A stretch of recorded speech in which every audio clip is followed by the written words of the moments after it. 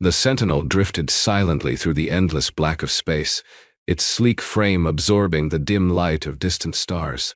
It was a vessel built for vigilance, its sensors scanning the void for anomalies, its systems running with near-perfect efficiency. Inside, the hum of life support systems and the occasional flicker of status lights were the only signs of activity. At his station in the communication chamber, Elias Vance sat hunched over a console, his eyes heavy from another long shift. He had chosen the graveyard watch for a reason. Nothing ever happened during these quiet hours, and he preferred solitude over the chaos of daytime operations. His fingers tapped idly on the keyboard, keeping a rhythm that helped him stay awake. A steaming mug of coffee rested beside him, the third he had consumed in the last 6 hours.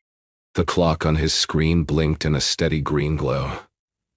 300 Standard Earth Time. The Sentinel was a deep space patrol ship, assigned to monitor long-range transmissions and relay data to the nearest human command base. Most of the work was automated, with the onboard AI handling routine signal processing, but there were always cases that required human oversight. Elias had spent years deciphering encrypted messages from distant outposts, analyzing distress calls, and filtering out false positives. He had grown accustomed to the monotony, the endless sea of static and unreadable transmissions. Then, a sharp beep pierced the silence. Elias sat up, rubbing his eyes as he turned to the source of the sound. The monitor in front of him displayed a new incoming signal, but something was off. The transmission pattern didn't match any known human or allied species protocols. It wasn't a standard distress call. There was no structured repetition, no identifiable origin point. The AI flagged it with a warning: unidentified source. Non-standard format. Audiovisual data package detected. Data degradation at critical levels. Frowning, Elias leaned in, his fingers moving swiftly across the keyboard. He applied a series of decryption algorithms, hoping to extract something useful from the corrupted stream. The signal was weak, fragmented, but the visuals were beginning to form. He adjusted the filters, stabilizing the feed. As the image sharpened, Elias's breath caught in his throat. The screen showed a city in flames, towering crystalline structures collapsing under the relentless bombardment of unknown warships. Figures, tall, bioluminescent, and unmistakably alien, ran through the streets in desperation. The camera shook violently, and for a moment it seemed to cut to a different perspective. A dark, shadowed chamber where a single figure stood, its glow flickering as it spoke. Elias's hands trembled. He had seen his share of distress signals, but this was different. This wasn't just a battle or a skirmish. It was something far worse. Elias's pulse quickened as he stabilized the signal, adjusting the filters to reduce the distortion. The footage flickered between scenes. First the burning city, then the shadowed chamber, and finally, a chaotic view of a battlefield in space. The bioluminescent beings were outnumbered, their ships dwarfed by the sleek obsidian warships raining destruction upon them. The camera feed shifted again, this time showing a dimly lit bunker where a figure stood, its glow pulsing weakly. The voice that followed was translated in real time by the Sentinel's AI. To those who still believe in justice, we beg you, heed our call. We are the Sylari, a species on the brink of annihilation. The Vexar Dominion has launched their final assault, and we cannot withstand them.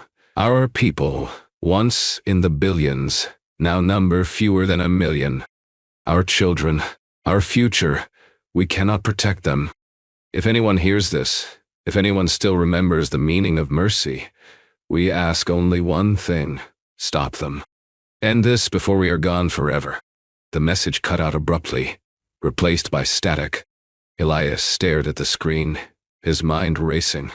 He had seen distress signals before: wars, natural disasters, the occasional lost colony, but this was something else entirely. The scale of destruction, the desperation in the voice, the sheer numbers of the Sylari reduced from billions to a mere fraction. This wasn't just a battle. It was a genocide. He forced himself to focus, pulling up the signal's origin data. The AI had already begun its analysis, but the results were inconclusive. The transmission had been sent from a location far beyond the known human-controlled sectors, deep in Dominion space. That alone sent a chill down Elias's spine. The Vexar Dominion was infamous for their ruthless expansionism, but no one had ever accused them of outright extermination. He reached for the internal comm system, his voice barely steady. "Bridge, this is Vance. Emergency priority transmission. Urgent. You need to see this." A pause, then a response. "Acknowledged. Patching it through now." Within seconds, the bridge crew was reviewing the footage. Elias remained at his station, watching the feed replay on his own monitor. The Sylari's bioluminescent bodies pulsed in rhythm with their movements, a sign of distress. The Dominion warships, black as the void itself, hovered above the ruined cities, unleashing beams of raw energy that reduced entire districts to smoldering ruins. Then the bridge's response came. "This is Captain Halstead. Vance, I'm sending this to Fleet Command immediately. You just uncovered something massive." Elias swallowed hard. "Understood, Captain." His fingers hovered over the console as he prepared a formal message to Fleet Command, marking it with the highest priority level, Eventide Protocol. The designation was reserved for existential threats to sentient species, a classification so severe that it was rarely used. The last time a Eventide Protocol alert had been issued, it had triggered a full-scale military mobilization. As he worked, the screen flickered again. The footage shifted to a different angle, one that showed the Dominion fleet assembling in orbit, their weapons trained on the remaining Sylari vessels. The warships moved with terrifying precision, methodically eliminating any chance of escape. Elias's stomach twisted. The Sylari weren't just fighting for survival. They were being hunted, their very existence threatened. He had to act. The message to Fleet Command was ready, but he hesitated, staring at the screen. The Dominion had chosen this moment to strike, believing themselves untouchable. But now, someone had seen the truth. Someone had heard the Sylari's plea, and humanity had answered. Admiral Marcus Darrow stood in the dimly lit chamber beneath Mars's surface, his expression unreadable as the Sylari distress signal played on the massive holographic screen before him. The room was a relic of the old wars, buried deep within the planet's crust to ensure absolute secrecy. 12 high-ranking military officials sat around the circular table, their faces illuminated by the soft blue glow of the display. They had all seen the footage, cities reduced to ash, warships cutting down the Sylari without mercy, and the desperate plea of a dying species. Darrow had been in command of Earth's hidden fleet for decades, a force so advanced that the rest of the galaxy believed humanity to be a minor military power. The truth was far more dangerous. The Phantom Fleet, as it was known among Earth's highest echelons, had been built in secret, its existence known only to a select few. It was the culmination of stolen alien technology, human ingenuity, and centuries of preparation. Now, for the first time in generations, it would be deployed. He turned to his aide, who stood beside the console displaying the latest intelligence reports. "How many ships do we have ready?" 947, sir, the officer replied. "The Aegis and her battle group can deploy within 6 hours. The rest will follow within 24. A murmur spread through the council. The Aegis was the flagship of the Phantom Fleet, a vessel designed to slip through enemy defenses undetected, its weapons capable of rending space itself. The other ships were no less formidable, each one a marvel of stealth, speed, and firepower. One of the council members, Director Lynn Calder, leaned forward, her voice tense. "If we do this, there's no going back. The galaxy will know our true strength." Darrow nodded. "That's exactly what they need to learn." He tapped a command on his interface, bringing up the Dominion Empire's military capabilities. The Vexar Dominion has over 5,000 warships spread across their territory. Their technology is advanced, far more than most species realize, but they're not prepared for us. General Oren Cade, a veteran of the last great conflict, studied the data. They won't expect a counterattack. They've spent years positioning themselves as the dominant force in this sector. They'll assume no one dares to challenge them. Darrow allowed himself a grim smile. Then they've made their first mistake. He turned back to the screen, watching as the Sylari's plea played again. The bioluminescent figures in the footage, their crystalline cities crumbling, their children hiding in fear. It all reminded him of Earth's own past. 2 centuries ago, humanity had faced near extinction during the First Contact War, when an alien coalition had nearly wiped them out. They had survived, barely, and in the aftermath, they had made a silent vow. Never again would they allow such atrocities to go unchecked. But they had kept their promise hidden, watching from the shadows as empires rose and fell. Now, the Vexar Dominion had crossed a line. They had believed themselves untouchable, that no one would dare intervene in their campaign of extermination. They had miscalculated. Darrow straightened, his voice calm but firm. We've trained for this moment. We've spent generations preparing for the day when someone would push too far. This is that day. He tapped another command, bringing up the Aegis deployment status. Contact Captain Reyes. We're mobilizing the Phantom Fleet. The Dominion has no idea what's coming. The Council fell silent, each member absorbing the weight of the decision. The galaxy had long underestimated humanity, believing them to be just another young species, struggling to find their place among the stars. But now, the truth would be revealed. The hunters had made a fatal error. They had believed themselves to be the only ones with the power to decide who lived and who died. They had forgotten that some forces operate in silence, waiting for the moment to strike. And humanity had been waiting for 200 years. Captain Elias Reyes stood on the bridge of the Aegis, her hands clasped behind her back as the command crew prepared for departure. The ship had remained in stasis for decades, hidden within the labyrinthine caverns of the asteroid belt, its systems dormant except for the automated maintenance cycles that ensured it was always ready. Now, those long years of waiting were over. The Phantom Fleet was about to emerge from the darkness. "Systems check," she ordered, her voice steady despite the adrenaline coursing through her veins. "Life support at full efficiency," reported Lieutenant Cale Drayden, his fingers dancing over the console. "Engine integrity confirmed. Phase shielding is stable. Gravity core is online," added Ensign Miriam Solis from the engineering station. "Singularity drive is primed for activation." Reyes nodded. The Aegis was the pinnacle of human military technology, a vessel that combined stolen alien advancements with centuries of human innovation. Its hull was composed of a reactive alloy that shifted in density depending on the surrounding environment, making it nearly invisible to conventional sensors. The phase shielding allowed the ship to exist partially outside of normal space, rendering enemy attacks useless unless they could lock onto its shifting form. The Singularity Drive, humanity's greatest secret, allowed for instantaneous jumps across vast distances, bypassing the limitations of traditional faster-than-light travel. She turned to her first officer, Commander Jack Halvorsen, who stood at the tactical console. "Status of the fleet?" Halvorsen's fingers moved quickly over the interface. "All ships reporting ready for deployment. The Phantom Fleet is fully operational." Reyes exhaled slowly. This was the moment she had trained for her entire life. The fleet had been built in secret, hidden in asteroid bases, cloaked from the galaxy's prying eyes. It was the embodiment of humanity's silent promise, to never again be victims, to never again allow genocide to go unanswered. A soft chime signaled an incoming transmission.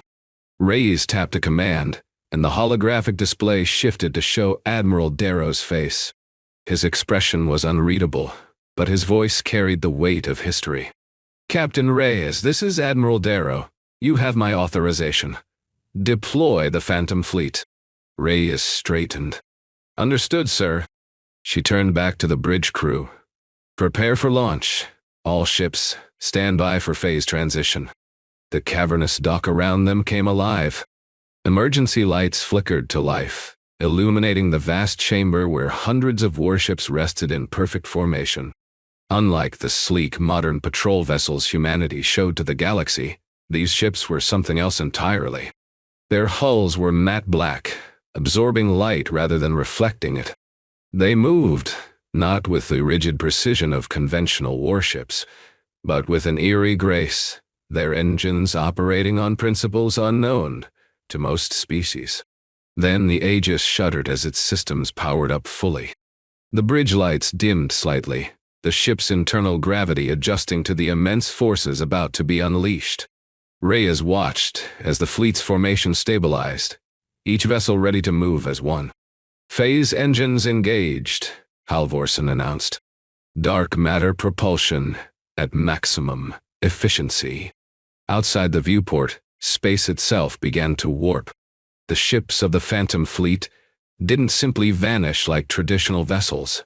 They phased out of reality, their forms flickering as they transitioned into a higher dimensional state. It was a maneuver that defied the known laws of physics, allowing them to bypass enemy defenses entirely.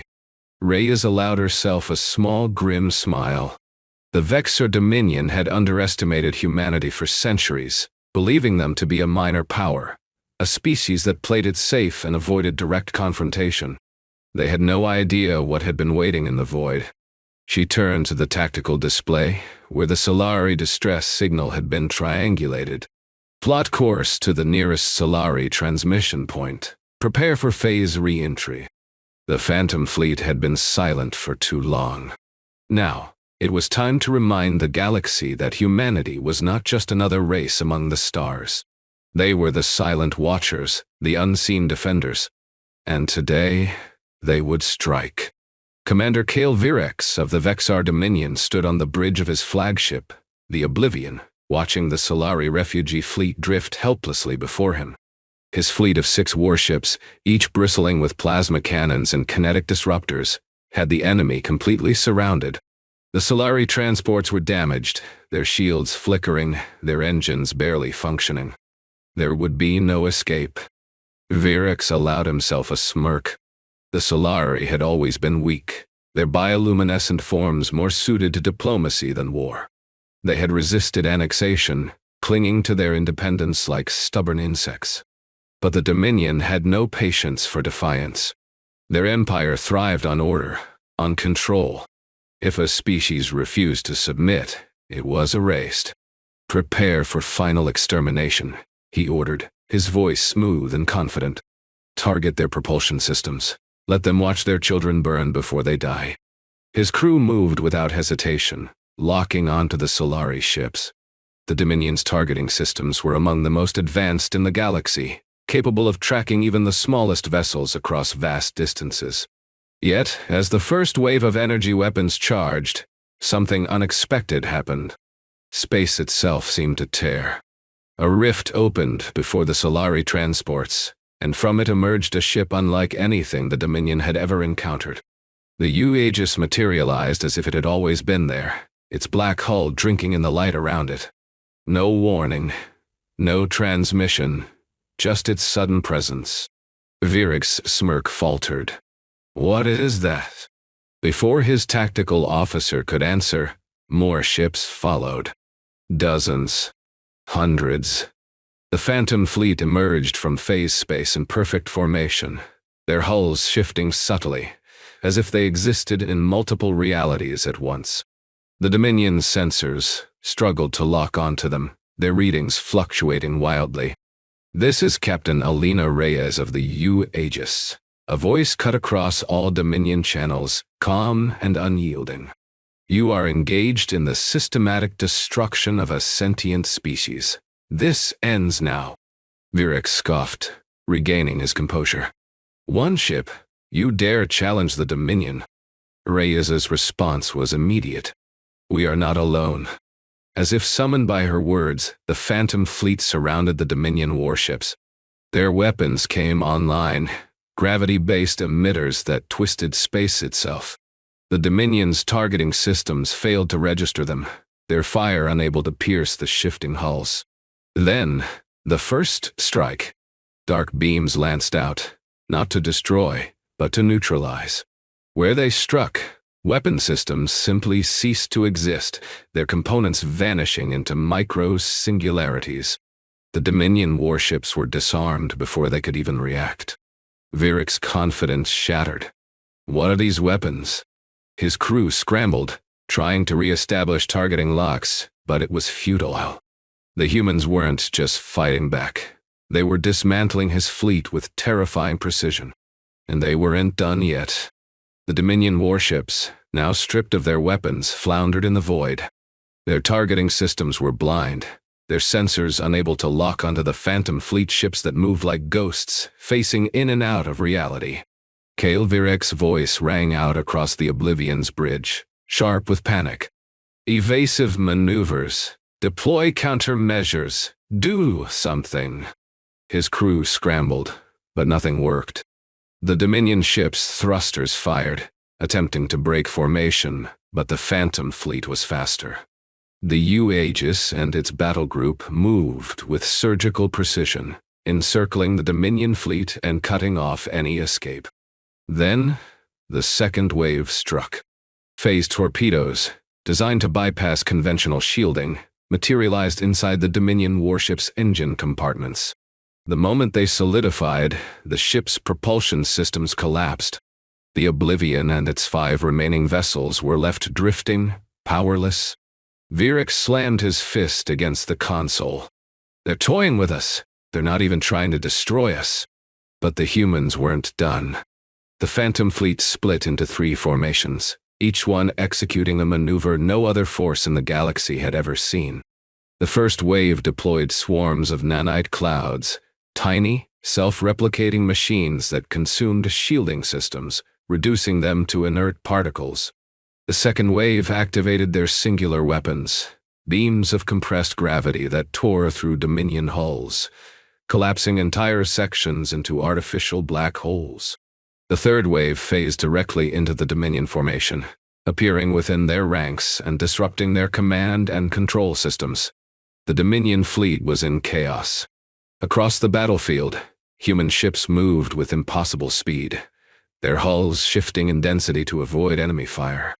They didn't engage in traditional warfare. They unmade their opponents. Entire squadrons of Dominion fighters vanished mid-flight, their matter scattered into nothingness. Warships that had once been symbols of Imperial dominance were now floating husks, their crews struggling to maintain control. Then, a new signal flashed across the Dominion command channels. Supreme Warlord Core is requesting an emergency transmission. Virix hesitated, then accepted the link. The screen flickered, revealing the Supreme Commander's furious face. "Report. What is happening?" Virix swallowed hard. "They're dismantling us, sir. Their weapons. Our shields can't stop them. Our targeting systems can't lock onto them. They're not just fighting us. They're rendering us useless." Core's expression darkened. "Impossible. We've monitored human technology for decades. They shouldn't have this level of capability." "They've been hiding," Virix spat. "And now they're showing us exactly what they've kept secret." On the Aegis, Captain Reyes watched the Dominion flagship's frantic attempts to flee. She turned to Halvorsen. "Activate the chrono anchor." Halvorsen's fingers flew across the console. Engaging. A beam of shifting violet energy lanced out, locking onto the Oblivion. The Dominion flagship's engines roared in defiance, but it was futile. The chrono anchor didn't just stop movement, it froze the ship in spacetime itself. The Dominion fleet was broken. Reyes leaned forward, her voice cold and unwavering. "This is your final chance to surrender. The Sylari will be protected, and your forces will stand down. Or we will show you everything we've been holding back." The galaxy had underestimated humanity for too long. Today, they would learn the cost of that mistake. The Phantom Fleet had not just dismantled the Vexar Dominion's military forces. It had reshaped the very fabric of galactic politics.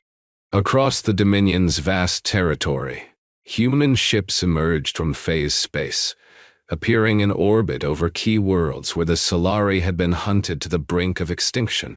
Their presence alone was enough to halt the Dominion's campaign. Without weapons, without defenses, the Dominion's remaining forces were left with no choice but to surrender. On the Aegis, Captain Elias Reyes stood before the tactical display, watching as the last of the Dominion's warships powered down.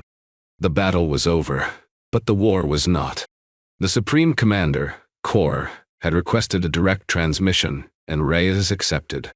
His face appeared on the screen, his usual arrogance replaced by grim realization. "You've won," Kor admitted, his voice devoid of its earlier confidence. "Your weapons, your ships, none of our intelligence ever predicted this." Reyes crossed her arms. "You assumed humanity was weak. You assumed we would let this happen. You were wrong." Kor exhaled sharply, his eyes narrowing. "So what now? You'll occupy our worlds? Take our empire for yourself?" "No," Reyes replied. "This was never about conquest. It was about stopping you before you erased an entire species." The Sylari, once on the verge of annihilation, had begun to regroup. With human protection, their surviving colonies were no longer defenseless. Refugees were evacuated, medical aid was deployed, and reconstruction efforts began almost immediately. The humans had not come to rule. They had come to remind the galaxy of the line that should never be crossed. Admiral Darrow addressed the Galactic Council from Earth's orbital command station, his voice carrying the weight of history. "We have spent 2 centuries hiding our true strength, waiting for the day when we would be needed. That day has come. The Sylari are safe, and the Vexar Dominion will never again threaten them." A murmur spread through the chamber. Some species feared what humanity had revealed, others saw it as a necessary reckoning.